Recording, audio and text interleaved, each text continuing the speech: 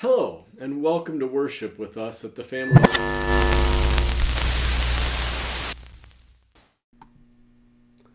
On February 21st, we have scheduled a trip to go tubing at Nordic Mountain.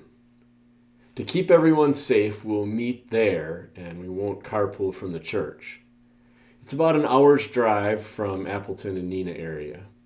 They have a really cool tubing hill. It has about 10 runs, and the best part is that there's a big conveyor belt like at an airport that tows you and your tube all the way back to the top each time you go down. We'll get a 2-hour ticket, which is long enough to get a lot of trips down the hill. When our time is up, everyone is invited to our cabin. We have a cabin that's less than 10 minutes away from there, and it's on the way home. We'll have a bonfire and hot chocolate ready for everyone so we can catch up and enjoy talking for a little while outside before we all head home. Please send a message to Scott or Trina or myself to sign up. We're hoping to get enough people to get the group rate. The only age requirement, is that you have to be at least 42 inches tall and you can't share a tube. I hope that we have as much fun tubing as I had fun making this video. I hope you enjoyed the announcement, and we look forward to seeing you tubing next week. Happy Valentine's Day. For those of you who aren't fans of Valentine's Day, well, I hope you can celebrate your love for others despite the Hallmark holiday. And I hope everybody remembered to get a gift for the person they're supposed to get a gift for. We're going to sing a song today, and it's kind of an unusual song to sing in February, but it helps frame the time. We're talking today about Jesus' travels, specifically when he was a young child right after being born, and his family had to escape to Egypt. So I hope you'll enjoy singing a Christmas carol with us. Hark the herald angels sing, glory to the newborn King. Peace on earth and mercy mild, God and sinners reconciled. Joyful all ye nations rise, join the triumph of the skies. With the angelic host proclaim, Christ is born in Bethlehem. Hark the herald angels sing, glory to the newborn King. Christ the highest heaven adored, Christ the everlasting Lord. Late in time, behold him come, offspring of a virgin's womb. Veiled in flesh the Godhead see, hail the incarnate deity.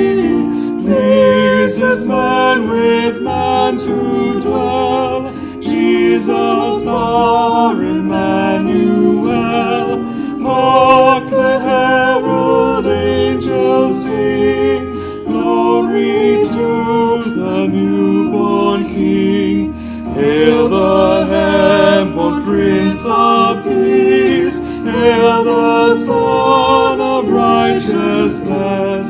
Light and life to all he brings, raised with healing in his wings. While he lays his glory by, born that man no more may die, born to raise the sons of earth, born to give them second birth. Hark the herald angels sing, glory to the newborn King.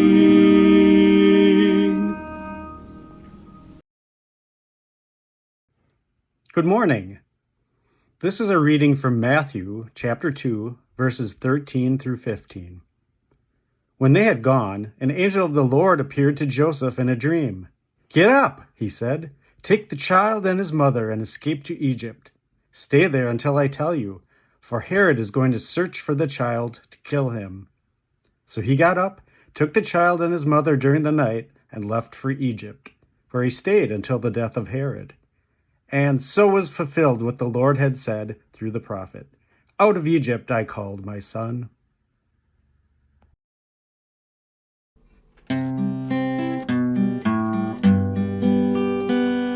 Oh God, you are my God, and I will ever praise you. Oh God, you are my God, and I will ever praise you. I will seek you in the morning. I will learn to walk in your ways, and step by step you lead me, and I will follow you all of my days. Oh God, you are my God, and I will ever praise you. Oh God, you are my God, and I will ever praise you. I will seek you in the morning, and I will learn to walk in your ways, and step by step you'll lead me, and I will follow you all of my days. I will follow you all of my days. I will follow you all of my days. And step by step you'll lead me, and I will follow you all of my days.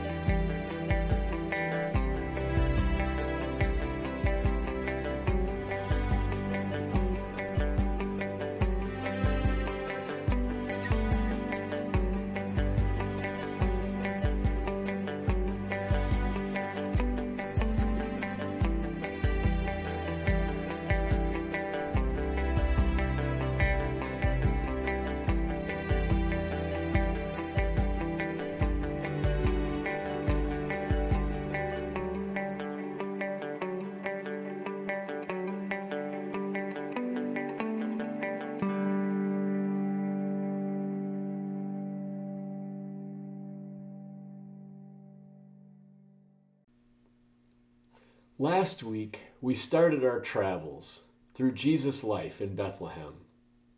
This week, we follow his trip to Egypt.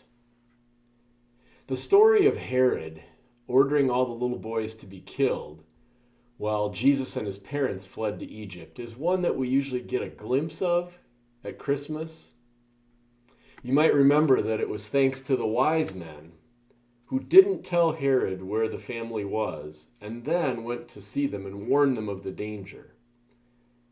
Those things allowed Jesus and his parents to escape. and they ran far away. It's what I would do.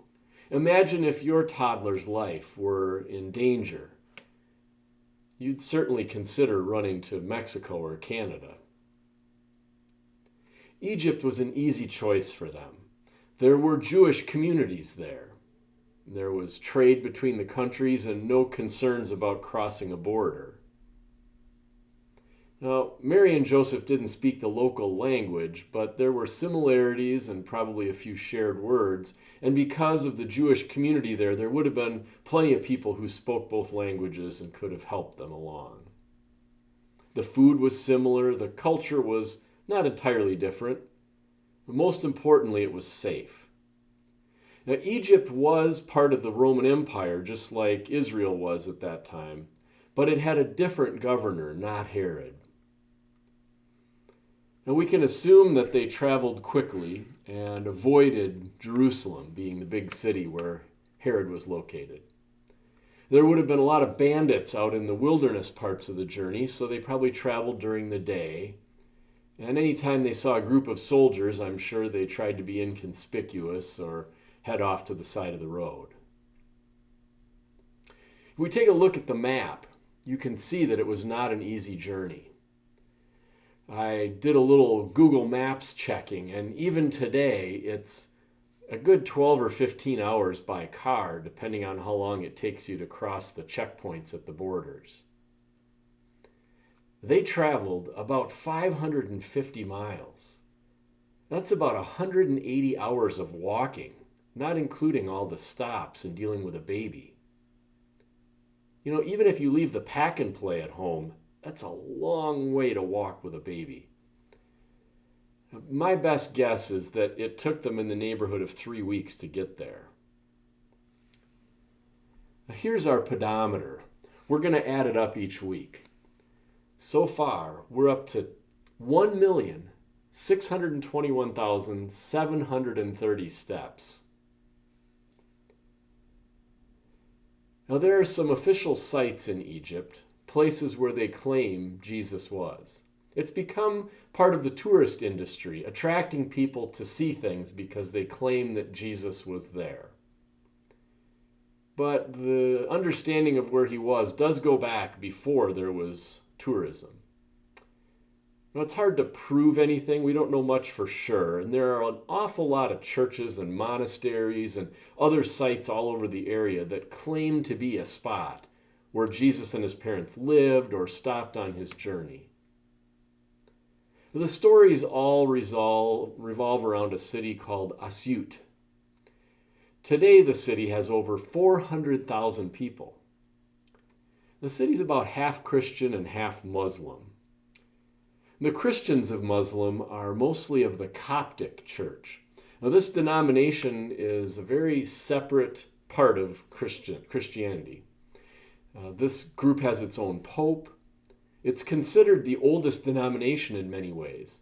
Now, these were people who descend from those who were converted to Christianity by a guy we know in the Bible as the Ethiopian eunuch. Now, Philip spoke to this man and convinced him of the faith in Christ. And the man became a Christian and then went back into Africa and along the way converted people that he met. That group of people has continued on and developed their own track of Christianity, their own history. It's very interesting to study them. Well, the city where Jesus and his family spent their time, where all the historical evidence and all the claims are, it's called Asyut. They now spell it with a Y. They've changed the spelling, and the center of the city has moved, but it's still in basically the same spot on the Nile River. It's now the capital of the region, and it's been a city since long before Jesus' time. It would have been easy for Joseph to find work there. They could make friends and survive quite happily, other than being separated from their extended family. And this was Jesus' home for 2 or 3 years when he was about 2 to 4 years old.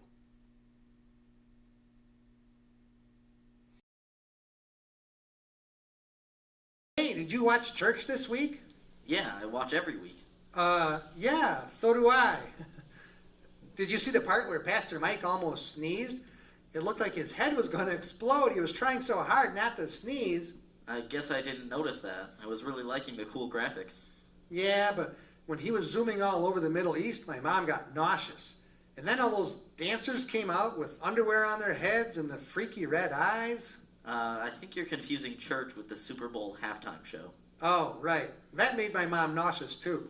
I really like how we're all staying connected with the online worship. I heard that we have more people watching online than we were getting in person. Really? I guess it's nice that everyone can stay in their pajamas, eat donuts, drink chocolate milk right out of the carton, mute the service, and pretend to watch while actually playing video games. Well, maybe some people do that. I like that we can watch anytime, and I think it's cool that people from all over are watching. You mean anyone can watch? Yeah, people from all over the country have found our worship online. People we don't know? Right. People who are Facebook friends or members watched and shared it. And then people know they shared it. Who knows, we could have people in different countries watching. But this is our church. Other people should just go to their own church. What about people whose churches don't have online worship? Or people who don't have a church? They wouldn't hear about God at all if it weren't for our church. Well, if they don't have a church, they should go find one. That's what they did. They found our church online, and when the pandemic is over, Pastor Mike is planning on still doing worship online every week for the people who live far away. But this is our church. How do you think you got to our church? Someone invited you, right? Sure, but Gracie and I were already friends. Her parents invited my parents. And someone invited Gracie's parents first. Someone had to start our church, and the people who started it probably got invited to a different church before that. So you're saying all these new people can go start their own church? No, we're supposed to invite people to church and tell them why we believe. It's supposed to be like a family that keeps growing. New people join, and then they tell someone else, and then those people tell someone else. I guess I did invite Harry to church. Exactly. And look how involved he's been with the youth group. Yeah, that's right. And he's going on the mission trip this year. That's how Christianity spreads. On a youth group mission trip? Look, I was just looking forward to getting away from my parents for a week. Yeah, speaking of getting away from your parents, I think your parents were the first ones to pay the deposit. Yeah, they wanted to get me signed up before the youth leaders had time to think about it. I even had to sign something saying that I won't bring fireworks, fake vomit, or try any experiments. I think they even offered to pay more for you to stay an extra week. I think the youth group leaders were drawing straws to see who had to be responsible for you that week. Really? I thought I heard them arguing over who got to have me in their group. Anyway, what I meant was that Christianity was spread by people meeting new people and telling them about Jesus. The apostles traveled all over. When we go on a mission trip, we have the chance to show people our faith. I always love spreading laughter and cool pranks wherever I go. Are you saying if I do that on a mission trip, I'm like the people in the Bible? Well, I don't think there are a lot of pranks in the Bible, but maybe if you make someone laugh and then tell something about Jesus or help them in some way, that might count. Maybe I'll have to write some new material for the mission trip. I can try it out on everyone during the car ride. We're going to be in a van together for 14 hours. Oh, great. I can't wait. And maybe if it's really funny, Pastor Mike will let me add it to our worship video. We could appeal to a wider audience with the right humor. I don't think the fake vomit is appropriate. Well, how about stink bombs or that noise I make with my hand in my armpit? I don't think Pastor Mike is an armpit noise kind of guy. How about a joke? What is Batman's favorite fruit? I don't know. Apples? No, it's banana grapefruit. I have to go. I'm going to start packing for the mission trip. But the mission trip isn't until July.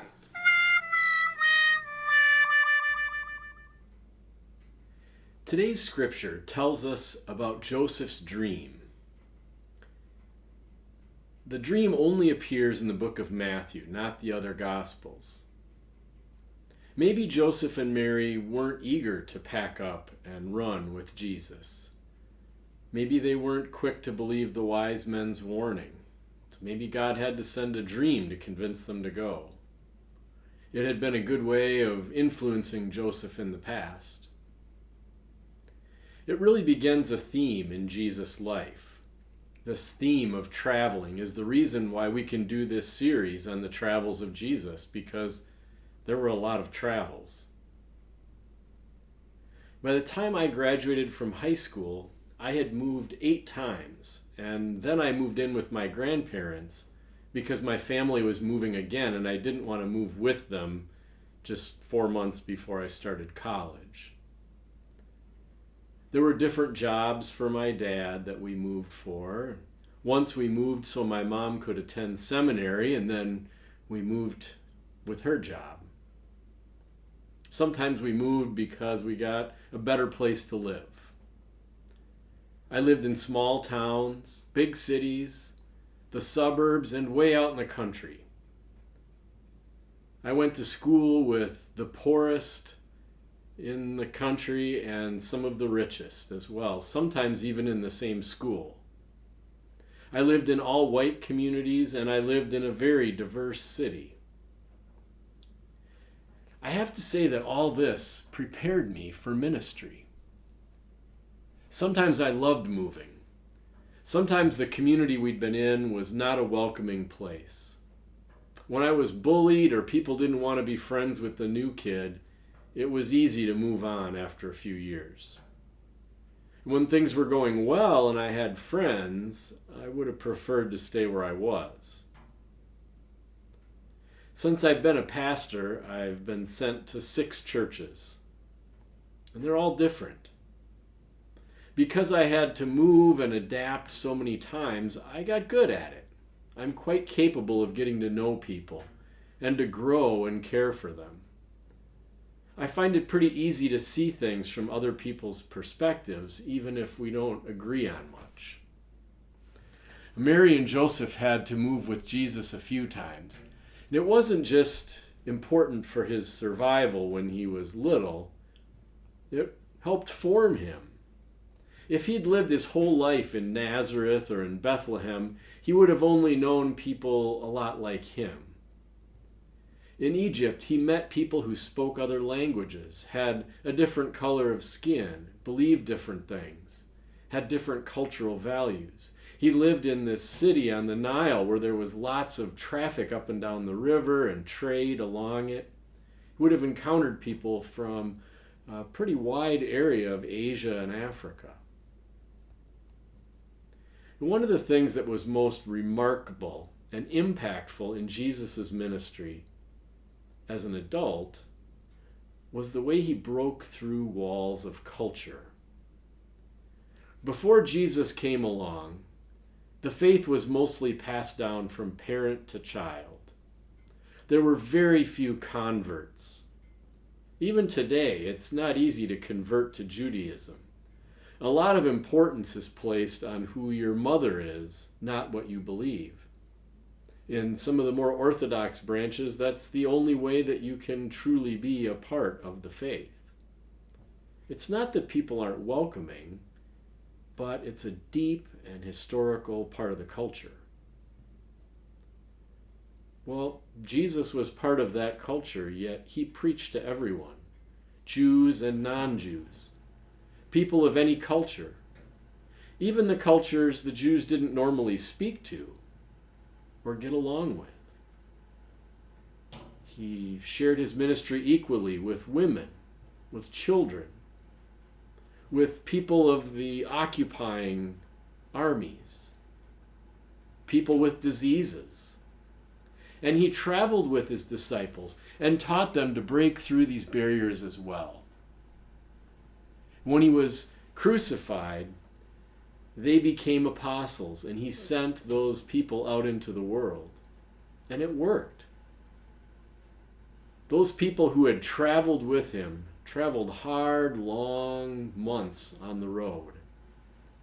Well, they continued to travel, and they started churches in many different nations. They traveled by ship and on foot or by caravan. Today, there are 2.4 billion Christians, about a third of the world. A few are former Jews from the Middle East, but we continue to rapidly increase in numbers throughout South America, Asia, and Africa. I've traveled a lot in the Philippines, and I've seen the United Methodist logo all over the place. Our bishop in Wisconsin is Korean. We have a Congolese congregation meeting in our building right here in Neenah. We have dozens of Methodist churches in Wisconsin that worship in Hmong, Korean, Spanish, a variety of African languages. Jesus continues to travel. You know, there are all kinds of barriers we put up in the world. Barriers to sharing our beliefs, barriers to who we connect with. Language, culture, skin color, economic status. Past hurts, politics, preserving the status quo, all get in the way. People are excluded because of their gender identity or sexual orientation, and people stay away from God because they have been excluded by flawed people or a flawed organization. Despite our racism, xenophobia, our old hurt feelings, our politics, our fear or anger, Jesus continues to travel. This week, I pray that you might experience God in a new way. I pray that you might decide to reach across one of these barriers and connect with someone that you've been disconnected from. And I pray that you will find an opportunity to share something about your own faith with someone else, even if, despite the pandemic, you have to do it with a private message without leaving your own home. Jesus continues to travel digitally, spiritually, and through us wherever we might be. Amen. Our Father, who art in heaven, hallowed be thy name. Thy kingdom come, thy will be done, on earth as it is in heaven. Give us this day our daily bread, and forgive us our trespasses, as we forgive those who trespass against us. And lead us not into temptation, but deliver us from evil. For thine is the kingdom, and the power, and the glory forever. Amen.